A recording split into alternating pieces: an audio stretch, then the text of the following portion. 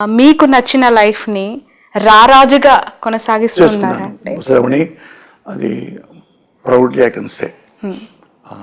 ఆ మాట అంటే రారాజులాగా అంటే నాకు చాలా అంటే ప్రౌడ్ అనిపించింది.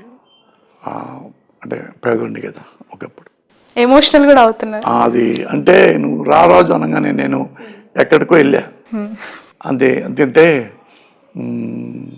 నాకు అన్నీ అనుకునేలా జరిగినాయి శ్రావణి. నాకు నచ్చిన భార్య, నాకు నచ్చే విధంగా ఉండే భార్య కాదు, మీకు నచ్చినట్టు, నాకు నచ్చినట్టు ఉండే భార్య కాదు, నాకు నచ్చే భార్య. అలాంటి నా పిల్లలు అంటే ఏవి ఇంతవరకు నాకు దిగులు లేదు. ఎప్పుడు దిగులు కానీ, భయం కానీ, బాధ కానీ, ఇన్సెక్యూరిటీ కానీ అస్సలు లేదు. అది మా అమ్మ వలన వచ్చింది. అది మా అమ్మ ఫోటో బాగా వేయండి, మా నాన్న ఫోటో ఇద్దరు చూపించండి, మా అమ్మ మా నాన్న కూడా. తప్పకుండా అది మా అమ్మ వలన వచ్చింది. అసలు నాకు ఇంక జీవితంలో ఆశలేం లేవు శ్రావణి. రేపొద్దున పుడికిన ఎవడైనా గొంతు కూర్చున్నా కానీ, చచ్చిపోయినా కానీ మా ఆవిడకి ఎప్పుడు చెప్తా, నేను ఎప్పుడైనా చచ్చిపోవాల్సిందే, కానీ నీకంటే ముందు నేను చచ్చిపోతాను, నీకంటే కొద్ది వయసు. మా ఆవిడకి 60, నా భార్యకి, నాకు 63. అది ఇన్ కేసు ఏమన్నా చనిపోయానుకో, సినిమా ఇండస్ట్రీకి ఎవరికి నా డెడ్ బాడీని చూపించమాకన్నా. నా వలన ఎవరి కన్నీళ్ళు పెట్టి అయ్యో సింపతి, నా చచ్చిపోతే డెడ్ బాడీ మీద సింపతి ఇప్పుడు చూపించకూడదు ఎవరు. నువ్వు కూడా ఏడవద్దు, పిల్లలు ఏడవద్దు. ఎందుకు ఇండస్ట్రీకి డెడ్ బాడీ చూపించొద్దు? నాకు ఇష్టం లేదు. ఎందుకలా అంటే ఎలా బతికిన పోసానికి ఇష్టం పడలే. నా శవాన్ని చూడటం ఎవరు చూడటం, నా కుటుంబమే చూడాలి, నా భార్య, నా బిడ్డ. నేను చెప్పాను, నువ్వు ఏడవద్దు, పిల్లలు ఏడవడానికి వీలేదు. ఎవరికంటే ఎవరైనా దగ్గర బంధువులు వస్తారు కదా, వచ్చినప్పుడు వాళ్ళకి టీ ఇచ్చి కాఫీ ఇచ్చి, నువ్వు నాతో గడిపిన ఈ 40 ఏళ్ళు 50 ఏళ్ళలో అది నవ్వుతూ చెప్పు.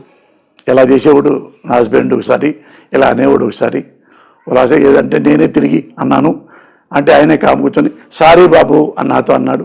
ఇట్లాంటివి చెప్పు.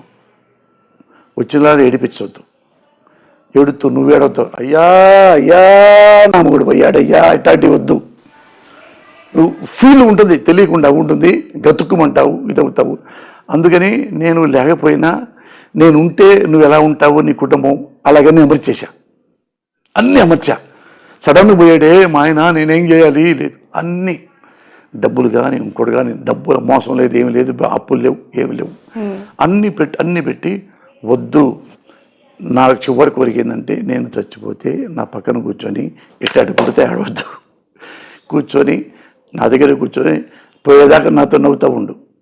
తెలియకుండా నా శవంలో కూడా మనసు ఉంటుందేమో, నీకేం తెలుసు, నా మనసు ఆనందపడుద్దేమో. చచ్చిన తర్వాత తెలియదు కదా మనసు ఉందో లేదో, ఆ మనసే ఆనందపడుద్దేమో. అందుకని ఏడవద్దు, పిల్లల్ని ఏడిపించొద్దు. ఎవడు మక్కి కూర్చున్నా కానీ ఏడవద్దంటేనే లోపల రండి నేను పిలువు. ఏడవ్వం అంటే కూర్చోబెట్టి నా ట్రావెలింగ్ వాళ్ళ తెలియని ఉంటాయి కదా, అవి చెబుతూ ఉండు. ఆవిడే అయిపోయింది, ఆడకెళ్ళిపోయింది. తర్వాత ఫోటోలు ఇట్టు మనవి ఉన్నాయి కదా, మన బెడ్రూమ్లో నా ఫోటో నీ ఫోటో పెట్టుకో, ఇప్పుడు పెట్టద్దు. అంటే మీరు చెప్తున్నవి మాట్లాడుతుంటేనే నాకు ఏడుపు వస్తుంది, కన్నీళ్ళు వస్తున్నాయి. కుటుంబానికి సాధ్యమా? మావిడి ప్రిపేర్ చేసి మావిడికే ఇంత డబ్బులు తన పేరు పెట్టేశా, ఆస్తులు. ఒకసారి పిల్లలు కొంతమంది ఎట్టుంటో తెలియదు, ఎడిపోతారో, ఫారిన్ పోవచ్చు, కొడుకుడు పోవచ్చు. నీకు 50 crores, నెలకి నువ్వు 8-9 లక్షలు నెట్ నీకు వస్తుంది నెలకి, ఏమి చేయకపోయినా. అందుకో అన్నీ చెప్పా, అన్నీ నువ్వు మంచి వంట అమ్మాయిని పెట్టుకో, ఇల్లు ఉడ్చే అమ్మాయిని పెట్టుకో, బట్టలు ఉడ్చే అమ్మాయి పెట్టుకో, మంచి డ్రైవర్ని పెట్టుకో, 3 ఇంట్లో పెట్టుకో, ఆడపిల్లల్ని పని చేసుకునేవాళ్ళని. సపోజ్ నువ్వు హాస్పిటల్కి వెళ్ళాలి, వాళ్ళతో కారు ఎక్కువ, హాస్పిటల్కి వెళ్ళి వచ్చేయి. వాళ్ళతో గుడికి వెళ్ళాలి, వాళ్ళని తీసుకెళ్ళిపో. నువ్వు ఏడన్నా సపోజ్ తిరుపతి వెళ్ళాలి, దగ్గర ఉండే పని అమ్మాయిని తీసుకెళ్ళు, ఇద్దరిని, వాళ్ళు కూడా ఇంట్లో ఫ్లైట్లో తీసుకెళ్ళు, అక్కడ పెట్టు, నీ రూమ్లో పడుకోబెట్టుకో, వాళ్ళ బిడ్డలాగాక అట్లా ట్రావెల్ చేయి. గుర్తొస్తుంటా కాబట్టి నవ్వుకుంటా ఉండు, అలా చేశాడని చెప్పి. ఏడుతున్నావు అనుకో, ఇక నీకు నేను బ్యాడ్ లైఫ్ ఇచ్చినట్టు, వెరీ బ్యాడ్ లైఫ్ నీకు ఇచ్చాను అనమాట. అందుకని ఎప్పుడూ చేసినప్పుడు నవ్వుకుంటూ ఉండు. ఇట్లా ఈ చొక్కా అప్పుడు కొన్నాం కదా మేమిద్దరం అనుకుంటా ఉండు. ఏమో పైకి వెళ్ళిన తర్వాత నా ఆత్మ చూస్తుందేమో. అంటే యాక్సిడెంటల్ గా చావు అనేది ఎవరు ముందు ఊహించలేరు, కానీ ఇలా ఈ స్థాయిలో ప్రిపేర్ చేయడం అనేది ఏంటి? అన్ని చావుకు సంబంధించి ఎందుకు నా భార్యని ఆ కార్యక్రమాలకు సంబంధించి మీ క్రిమేషన్ కి సంబంధించి ముందుగానే డిసైడ్ చేయించి మెంటల్ గా ప్రిపేర్ చేయించి తీసుకొని మాట్లాడాల్సిన సందర్భాలు ఎందుకు వచ్చాయి అంటారు? అంటే ఆ అవసరాలు ఎందుకు వచ్చాయి? అంటే ఎప్పుడైనా ఎవడైనా చావాల్సిందే. ది రామానాయుడు కూడా చంపాడుగా, లెజెండరీ. అయితే ఇప్పుడు 60 ఏళ్ళు వచ్చిన తర్వాత ఎన్నాళ్ళు ఎప్పుడు ఏంటో అనేది ఒక్కోసారి మనం చెప్పలేము. నా భార్యకి ఇప్పుడు చెప్పా, ఇంట్లో మాట కబుర్లు చెప్పి పడుకొని కబుర్లు చెప్పుకుంటా అప్పుడు మొదలుపెట్టా. అట్టా చెప్పి చెప్పి చెప్పి ఆమెని ఫస్ట్ ఏడ్చింది, తను ఏడ్చింది. నువ్వు లేకపోతే నేను ఎందుకు, నువ్వు లేకపోతే నేను ఎందుకని. నువ్వు చచ్చిపోయినా నేను బతుకుంటాను, గుర్తుపెట్టుకో అన్న. ఎవరు ముందు పోతే అని. అట్లా నేను ఏజ్ కాబట్టి, నేను ముందు మగాడు కాబట్టి, అందుకని ఏడవను అనేదా తీసుకొచ్చా. అప్పుడు మిగతా కూడా కాఫీ టీలు ఇచ్చి అన్నీ నవ్విస్తూ ఉండండి. లోపల నా మనసు ఉంటుంది, నీకేం తెలుసు, నా మనసు నవ్వుతూ ఉంటుందేమో. అంటే ఒక మరణం అనేది సంభవించినప్పుడు పరామర్శకి వస్తూ ఉంటారు. చివరి చూపు అనేది చాలా ఇంపార్టెంట్. ఎక్కడెక్కడో ఉన్న అమెరికా, ఆస్ట్రేలియా నుంచి కుటుంబ సభ్యులు చూడాలనుకున్న వాళ్ళు అవసరమైతే ఓ 2 రోజులు ఫ్రీజర్లో పెడుతున్న పరిస్థితులు కూడా ఇప్పుడు తప్పట్లేదు, అనివార్యం అయిపోయాయి. అలాంటి పరిస్థితుల్లో పోసాని గారి డెడ్ బాడీని ఇండస్ట్రీకి చూపించొద్దు అంటే ఆగిపోతారా మీ అభిమానులు? నేనే గట్టిగా చెప్పా, మీతో పనిచేసిన వాళ్ళు రాకుండా అసలు వద్దని చెప్పా. థ్యాంక్ యూ, బయట కూర్చోండి, కావాలంటే భోజనం తర్వాత భోజనం చేసుకుని తప్ప నా బాడీ, నా భార్య, నా రక్త సంబంధీకులు, నా కొడుకులే చూడాలి. ఎందుకంటే ఎవరన్నా సానుభూతి, అయ్యో పాపం చచ్చిపోయాడు రా అదే ఇట్లాంటివి నేను వింటే చూస్తాను, నాకు కోపం వస్తుంటుంది. అది నాకు నేను చనిపోయిన తర్వాత ఇట్టని అనుకో, మావిడికి ఇంకా భయం వేస్తుంది, నా పిల్లకి ఇంకా భయం వేస్తుంది, ఏడుస్తూ ఉంటే అంత ఇన్సెక్యూరిటీ వచ్చింది. అమ్మో ఇంతమంది ఎడుతున్నారంటే నేను పోతే తర్వాత నేను ఏమైపోతాను. అన్నీ నెలకి మా ఆవిడకి 10 లక్షలు వస్తాయి, 9-10 లక్షలు మా ఆవిడకి, పిల్లలు కాకుండా పిల్లలకి వేరే వస్తాయి. అట్ట సెట్ చేసి పెట్టా అన్నప్పుడు నువ్వు బెంచి కారు కొనుక్కో, ఎక్సలెంట్గా కొనుక్కో, ఇది ఇల్లు, ఇది ఇప్పుడే 10 కోట్లు ఒకటే, వేరే అన్ని పిల్లకి ఇచ్చేసాం. నువ్వు అందుకని ఏడవద్దు. ఏడితే ఏమో చెప్తావు, ఎన్ని డబ్బులు చేసిపోయాడు, ఎప్పుడు ఎన్నాళ్ళు ఏడిపించాడు ఈ ముండా కొడుకు అంటారే, నవ్వుతుంటే సంతోషపడతాడు. అందుకని నువ్వు వచ్చినప్పుడే అన్ని కబుర్లు చెప్పు, మా అక్కలతో కానీ, మా చెల్లెళ్ళతో కానీ, మా బామర్దులతో. ఎంతమంది అండి సిస్టర్స్ మీకు? ఒక అక్క, ఒక చెల్లి, ఒక తమ్ముడు, నేను. వాళ్ళు ఎవరు వచ్చినా కానీ ఇలా చేసేవాడు పెద్దన్న, ఎలా చేసేవాడు మీ తమ్ముడు, మీ అన్నయ్య, ఎట్లా అని అట్లా. నీ పక్కన కొడుకు, వాడు కూడా కొడుకు నవ్వుతా మాడాలి నా డబ్బాడికి. అప్పుడు వెళ్తే నేను నిజంగా హ్యాపీగా పైకి వెళ్తా. నువ్వు ఎడుతుంటే నేను ఎడుతూ పైకి వెళ్తాను, నీ ఇష్టం, ఆలోచించుకున్నా. చాలా తర్వాత అది సరేలే ఏడవలే అట్లా అన్నీ మావిడికి అన్నీ మా ఇద్దరు అట్లానే ఉంటాం. ఆమె ఇప్పుడు ఆడ మనిషి ఎలా ఉంటుంది, ఆ మెంటాలిటీ ఎలా ఉంటుంది ఎవరిదైనా కానీ మనిషిలో, మగవాడు చెడిపోవడానికి, మగవాడు ఇంకా బుద్ధిగా ఉండటానికి భార్య, అదే కారణం. ముఖ్యంగా భార్య ఎప్పుడు అట్రాక్షన్గా ఉండదు, ఎఫెక్షన్గా ఉంటుంది. అట్రాక్షను బయట ఆడలో ఉంటుంది. ఎప్పుడు మెడలో తాళి కట్టాము అట్రాక్షన్ అవుతుంది, ఎఫెక్షనే. ఎప్పుడు నా భార్య నేను ఎఫెక్షన్తో ఉంటాం. అట్రాక్షన్ అనుకో బ్రేక్ అయిపోద్ది, ఎఫెక్షన్ బ్రేక్ అవ్వదు ఎప్పుడు. అందుకని ఎఫెక్షనేట్ కానీ 32 ఏళ్ళ నుంచి, అలాగే 30 ఏళ్ళ నుంచి ఆ ట్రావెల్ అయ్యాం. అందుకని అన్న ఏడవద్దు అని. అట్లా మేము అట్లా అది. అందుకని బయట కూడా నేను చాలాసార్లు అట్రాక్ట్ అయ్యా.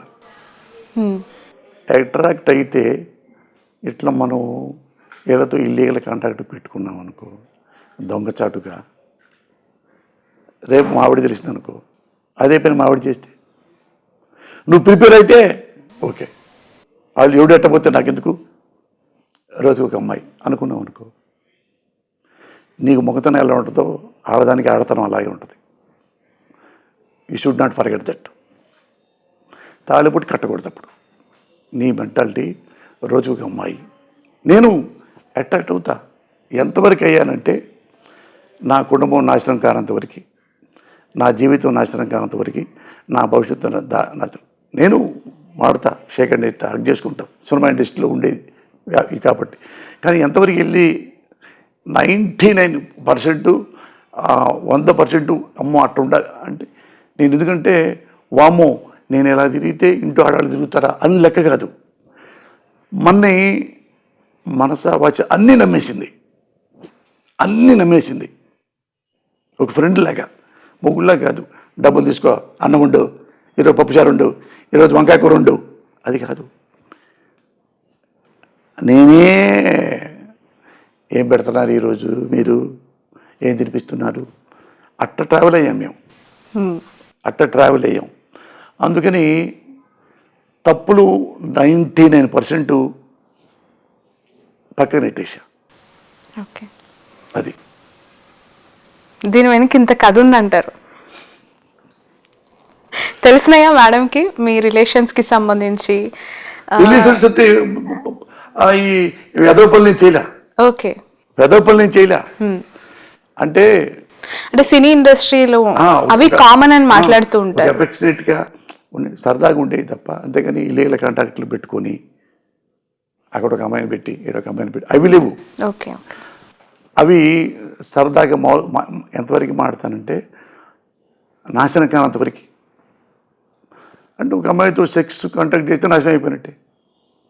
ఇది ఈ పాయింట్ ఆఫ్ వ్యూలో అయితే. మామూలుగా అయితే జనరల్గా శాస్త్ర ప్రకారంగా అయితే ఆడదానికి ఆకర్షించకుండా ఉంటుంది, మగాడికి చెల్లించకుండా ఉంటుంది. మగాడు ఎప్పుడు చెల్లిస్తుంటాడు కాబట్టి తప్పు కాదు, అది నేచర్ అని సమర్థించుకున్నాం అనుకో. ఆడది అదే సమర్థించకూడదు. ఆడదానికి ఆకర్షించకుండా ఉంటుందండి. వాడు ఆకర్షించాడు, నన్ను ఏం చేయమంటారు? అవి ఎప్పుడు శాస్త్రాల దగ్గర పెట్టుకొని దాన్ని ఎగ్జాంపుల్ చెప్పకూడదు. ఇలా ఉండాలంటే ఇలాగే ఉండాలి. అది 99% నేను మోసం చేయలే.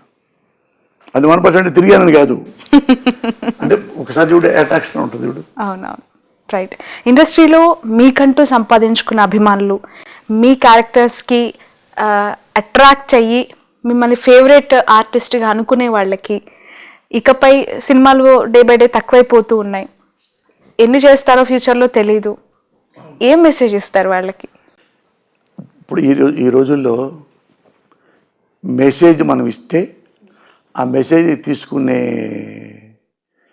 మనుషులు ఎవరు ఉండరు. ఏమడుగుతారంటే ఎక్స్పీరియన్స్లు అడుగుతారు. ఎక్కువ సార్ మీరు డబ్బులు ఎలా వసూలు చేస్తారు సార్? ప్రొడ్యూసర్ దగ్గర నుంచి చాలామంది ఎక్కడుతుంటారు కదా సార్, కొంతమంది ఎట్ట సార్ సార్ ఒకసారి మీరు నచ్చపోయిన నైట్ కూడా చేయనంటారు. చేయకపోతే మరి సినిమాలు తీసేస్తారు కదా సార్. ఇలాంటి అనుభవాలు అడుగుతారు. అవి చెప్తాను నేను. అంటే మనం టైంకి వచ్చి టైంకి వెళ్తే మన జోలికి రారు. నువ్వు 9 రమ్మంటే 8:30 రావాలి, కానీ నువ్వు 10 వచ్చావనుకో వాడి 1:30 పోయింది కదా ఆ ప్రొడ్యూసర్కి.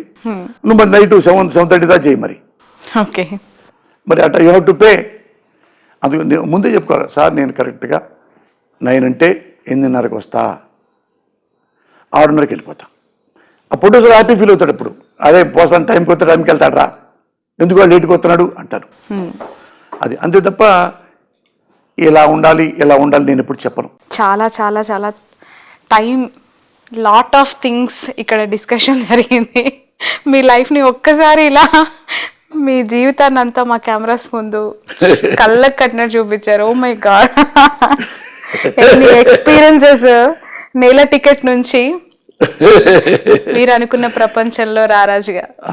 What a journey. ఇలానే నవ్వుతూ చూపించిన వాళ్ళందరికీ కోపం చూపిస్తూ అట్లా అన్నెసరికి ఎవరు శ్రావణి, నేను ఎప్పుడు నేను చూపించుకోవడానికి ఎప్పుడు నేను తాపత్రయపడను. అదే నేను ఎవ్వరు నన్ను నేనంటే ఊరుకోను. ఎవ్వరు అన్యాయంగా అస్సలు నా జీవితంలో అన్యాయంగా ఒక్కను కూడా నేను తోలనాళ్ళ. ఓకే, ఎప్పుడు తోలనాళ్ళ. ఇలా తోడనాడేవాడిని అయితే, ఇట్లా క్యారెక్టర్ లేనివాడిని అయితే 37 ఏళ్ళ పాటు ఇండస్ట్రీలో ఉండను. అది ఒకటి మర్చిపోవద్దు. ఉండలేరు అట్లా. నేను ఎలా బతకాలనుకున్నా అలాగే బ్రతికా. అదొక్కటే నా అదృష్టం. దేవుడిచ్చింది, మా అమ్మ ఇచ్చింది కానీ, నా కుటుంబ సభ్యులు ఇచ్చింది కానీ, నా కుటుంబం నా భార్య కూడా ఇలాంటి భార్య నాకు దొరకపోతే ఇట్లా ఉండేవాడిని కదేమో, మేబీ ఉండేవాడిని కాదేమో అట్లా. అందుకని అంటారే సగం సగం అని, నీలో సగం నాలో సగం, మీ ఇద్దరు 2 సగాలే. ఓకే, దానికి నిర్వచనం మీ ఇద్దరే అనమాట. అంటే అర్ధనారీశ్వరమే. Okay, thank you so much Posani Krishna Murali గారు. Thanks a lot for your wonderful time. నిజంగా it's emotional talk, it's happy talk and it's violent talk, vibrant talk. ఈ ఇంటర్వ్యూ అంతా కూడా అసలు నాకే చాలా ఎమోషనల్గా కన్నీళ్ళు వచ్చేసాయి. ఎందుకంటే చాలా మందికి ఒక బుక్ అవుతుంది ఈ ఇంటర్వ్యూ అనేది. పొలిటికల్ లీడర్స్ కూడా ఎలాంటి టైంలో విమర్శించాలి, ఎవరిని ఎలా విమర్శించాలి, ఎంతవరకు విమర్శించాలి అని చెప్తూనే మీకు అనుకుంటున్న ప్రపంచంలో అద్భుతంగా మీరు ఎలా ఉండగలిగారు అనేది చూపించారు ఈరోజు మాకు. Thank you. మీరు ఎలా అడిగారో నాకే తెలియదు, ఎలా చెప్పారో నాకే తెలియదు. అంటే అటు ఎందుకు అనుకోవాలంటే ఏమనుకోవాలంటే నేను అంటే పర్ఫెక్ట్ జర్నలిస్ట్ అనుకోవాలి. Thank you so much. Wish you all the best. Thank you. So ఇది పోసాని కృష్ణమురళి గారితో ఇంటర్వ్యూ. చాలా చాలా అంశాలు ఇందులో మాట్లాడారు. తన జర్నీ, తన సినిమా ఇండస్ట్రీ, పొలిటికల్ ట్రావెల్ గురించి అన్నీ కూడా ఈ ఇంటర్వ్యూలో ఎక్స్ప్లెయిన్ చేశారు. That's all for now. చూస్తూనే ఉండండి క్యూబ్ టీవీ.